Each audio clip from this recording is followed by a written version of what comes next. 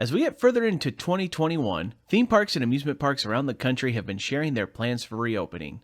Recently, there was a lot of big news about the state of California allowing amusement parks and theme parks to reopen as well, and various parks have been sharing those plans. While there haven't been as many announcements about the parks in the Pacific Northwest, several parks do have information available about their future plans. We'll talk about what the current plans are for the different parks of the Pacific Northwest in this special update video.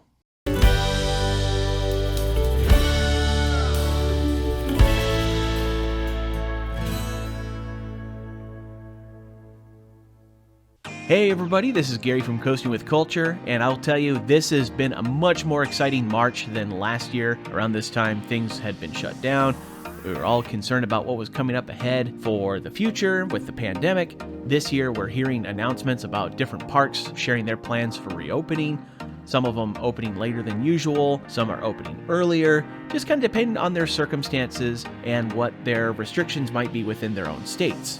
We've been hearing from the likes of Disney and Universal, the SeaWorld chain of parks, and also Cedar Fair and Six Flags, but not much has really been shared about the parks of the Pacific Northwest. There are some parks that haven't really made a big announcement of their plans, but their websites do show some updated information. So what I thought I would do today is to share with you what's going on at our parks here in the Pacific Northwest between Oregon, Idaho, Washington, and even up north in British Columbia. So to kick this off, we're going to start down south in Oregon with Oaks Amusement Park. When you look at the Oaks Amusement Park website, currently under the amusement park, it says that they are opening soon. The hours are to be determined, and they want you to check back after March 31st. So if you're watching this video and it's past March 31st, there's a very good chance that the website is going to have those updated hours. The summer and fall tabs still show that they are waiting to see how things develop with the COVID-19 pandemic, but I imagine that if vaccines go as they hope, we should hopefully get a chance to see more hours posted. It would be great to be able to head back down to Oaks to get a chance to ride the excellent Adrenaline Peak. Plus, they had a new ride that was due to open last year, but instead had to be postponed to 2021, and that is Atmosphere, the fully inverting pendulum spinning ride, similar to that of like Max Air or the Zamperla Giant Discoveries that have been going into a lot of the Six Flags parks, only this one will go completely around instead of just going to a very high point. So that's going to be a great addition for the park.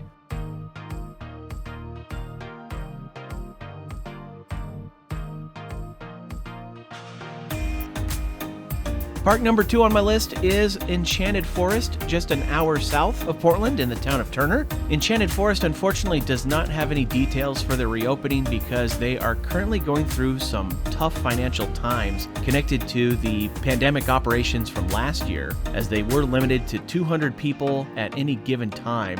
And they also suffered from a major ice storm in February that really did some significant damage to the park. So they're currently holding a couple of different fundraisers in hopes of getting the park back open and allowing it to continue for future generations. If you go down the description below, I've shared some links to these different fundraisers if you would like to help this park. This includes their GoFundMe fundraiser, which has already raised over $400,000. There's also a link to a website where you can purchase a reprint of a painting by the park's founder, Roger Toft, that shows some great scenes within the park. And the third link is to their brick program, where you can have a custom message put on a brick that will be laid into the park's pathways. This is a really neat small park with a really neat storybook trail and one of the most quirky rides in the Ice Mountain bobsleds. And I am really hoping to visit the park when they reopen, as they're hoping to do so a little bit later in April. However, it's still a little bit up in the air given their current circumstances, but fingers crossed we'll get a chance to see Enchanted Forest continue on. Again, if you would like to help this park, please consider clicking on one of those links down below. And if you'd like to know a little bit more about the park or see what things were like last year when they did reopen during the pandemic, I've also included a link to the vlog from my visit there last year that showcases some of the neat attractions of the park, as well as what they were doing for the pandemic itself.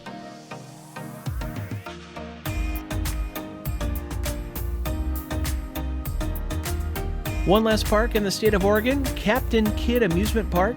Another park that was featured on Coasting with Culture last year is continuing to operate even in the early spring here. Now this may be a short stop for most people because of the fact that they just have the one small coaster. However, from last year's video, they were working on opening a new go-kart track.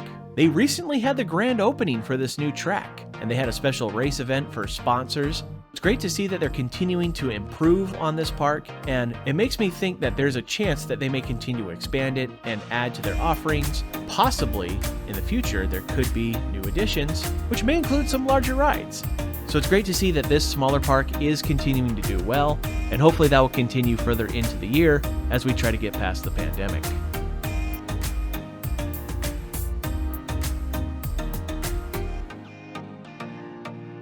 Next, we'll come up to my home state, the state of Washington, and we'll talk about Wild Waves Theme and Water Park.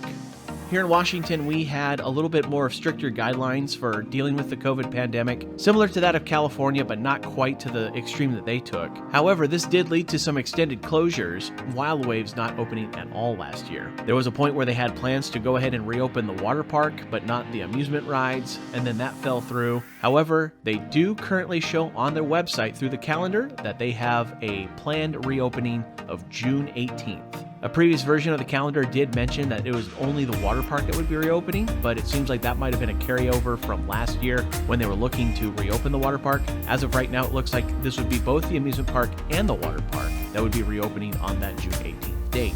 The calendar shows all dates that are currently planned going through September, and also including plans for Fright Fest in October, their annual Halloween event. So fingers crossed that things continue to improve and that Wild Waves will in fact be able to reopen.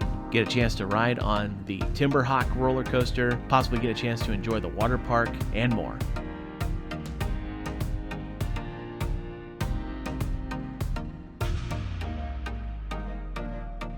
Up next is the Washington State Fair. Unfortunately, last year they canceled both April's Spring Fair and September's State Fair because of the pandemic, but they did hold special events, including fair food to go, drive-in concerts, and a special parking fireworks show for the 4th of July. Well, everyone, the good news is that the Spring Fair is back this year, April 7th through the 11th, and again on the 14th through the 18th. Now, the Spring Fair is being held over 2 weekends instead of one because of limited capacity, and also because they are doing a modified version of the Spring Fair this year. Similar to last year's Fair Food to Go, they are having people drive through the fairgrounds to experience some of the different parts of the fair. There'll be a couple of opportunities where you'll be able to step out of your car for a few moments to enjoy that component of the Spring Fair.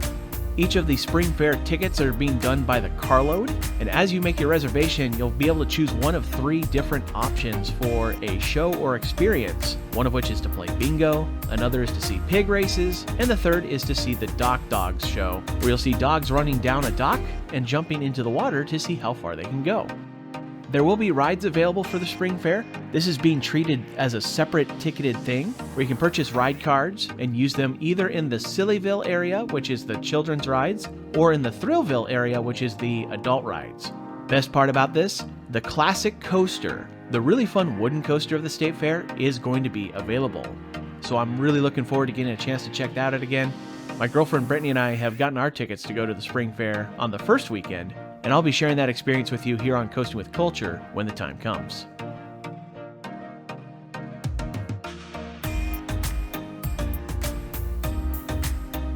We're going to go ahead and pause the coverage of the United States parks to go up north into British Columbia for Playland in Vancouver.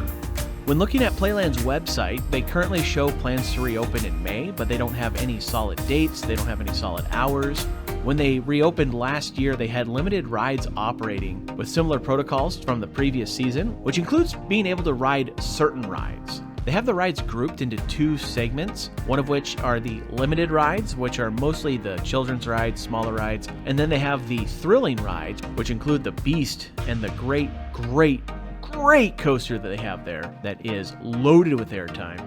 However, there is a caveat with this because this is up in Canada, and so if you are from the United States and want to go to that park, that is really going to depend on the status of the border crossing.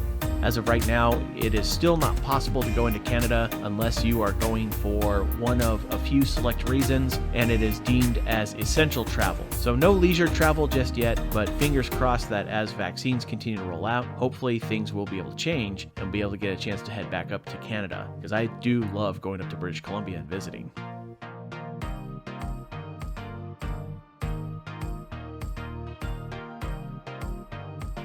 Also up north in British Columbia, Cultus Lake Adventure Park has actually been open this year. They've been operating during spring break, starting back on their opening day of March 18th and operating through the weekends, leaving Mondays and Tuesdays closed. And depending on how the weather is, they may close the park, but they are currently showing plans to continue the operation into the first weekend of April. I take this as a very good sign that the park is going to continue to open into the summer. While they don't have any actual plans posted on the website just yet, it does appear that if they're already opening right now, that they're going to continue this trend into the spring further as well as into the summer.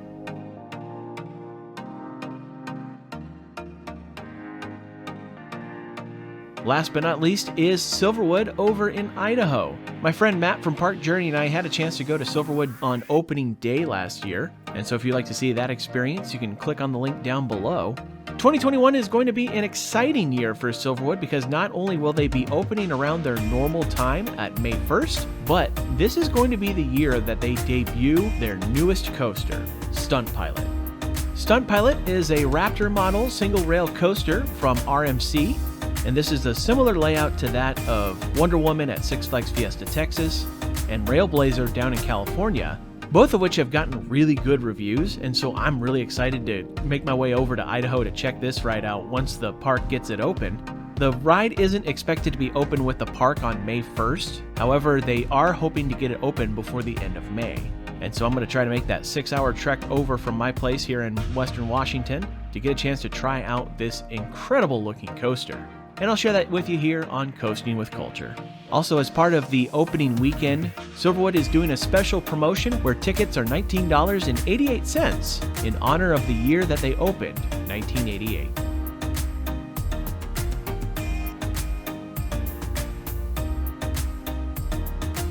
So, that's what's currently known about the parks of the Pacific Northwest. Obviously, things could change, especially as the vaccines become more widely available across the country. Hopefully, things will also continue to improve for our neighbors up north in Canada. And hopefully, it won't be long before we'll get a chance to enjoy the roller coasters and theme parks that we all know and love. And it'll be easier for us to travel and to get to enjoy some new and exciting places. Thanks for checking out this update video. If you'd like to see more videos like this about updates from the Pacific Northwest, please give that thumbs up button a click or let me know in the comments section, and I'll be happy to start looking into adding more of these kinds of videos here on Coasting with Culture to go along with the travel vlogs of combining theme park visits and cultural experiences around the world. And there are other great video projects that will be coming up here in the near future on the channel. Thank you for watching this Coasting with Culture video. If you enjoyed it, please give it a thumbs up and click the subscribe button below to see future videos here on YouTube like these ones, which you may enjoy as well. Additional content can be found at coastingwithculture.com, and you can also follow Coasting with Culture on Facebook, Instagram, and Twitter for announcements, previews, and updates. Thanks again for watching, and until next time, take care and safe travels.